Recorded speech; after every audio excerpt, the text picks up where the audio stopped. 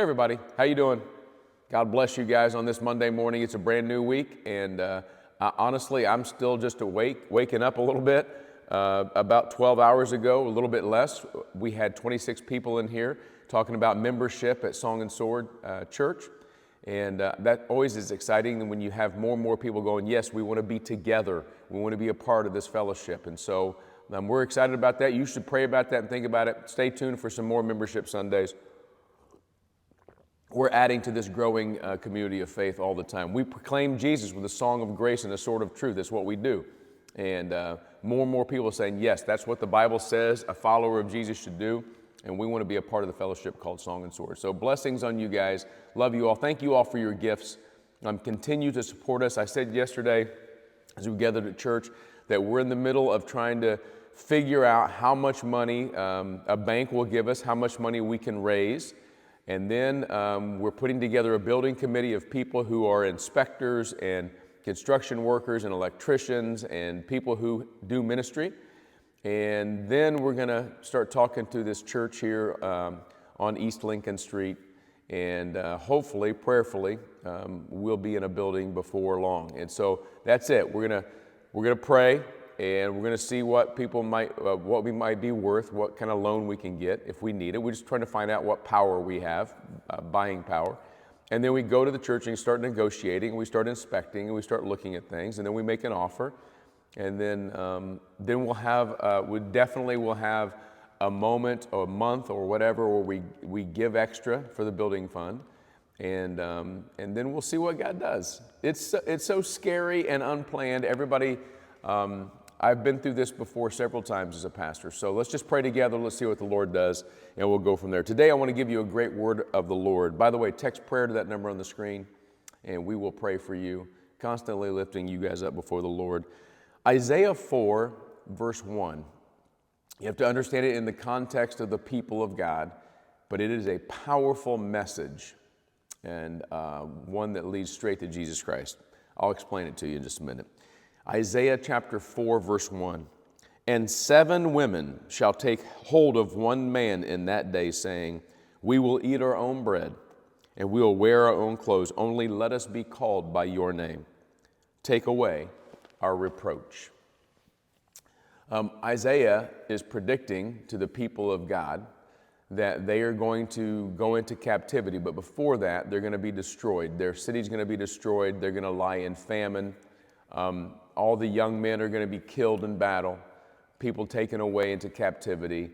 It's going to be a time of pure disgrace because the people of God have sinned against God. And then he gives this little illustration that culturally would make all kinds of sense and be horrific in the ears of the people. That 7 women would be holding on to, would find one man and say, please, just let us be your wife. We're not asking for anything. This says, we will eat our own bread. We don't want you to be our husband because we're hungry. We don't want you so that we can have your clothes. We just want a name that will bring honor. Now we're disgraced. We have no name. We're in the streets, probably given to prostitution, probably given to all kinds of bad things that sin has brought punishment. Guys, this is a picture of sin in our world. Sin, my sin, your sin, Adam and Eve's sin, and everybody else's sin, is destroying this place. And it's many of us understand thoroughly how bad we are in our sin, how bad we've been in our sin. Some of us have been around Christianity so long we've forgotten. But these 7 ladies, and again, this is an illustration the prophet Isaiah is saying, 7 women will grab a hold of one man and say, please, just marry us. Just take us as your wife. Why? Because we want your name. Now, here's where the Jesus part comes in. This is what Jesus has done for us. We wander around in our sin, in our filth, in our disgrace. Take away our reproach.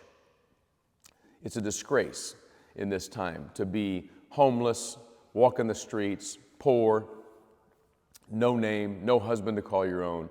It's to be a woman of ill repute. It sounds pretty official on a Monday. But the point is that these women are saying, we'd do anything to take away our reproach. We'll do anything to get rid of our shame. And here's where Jesus comes in.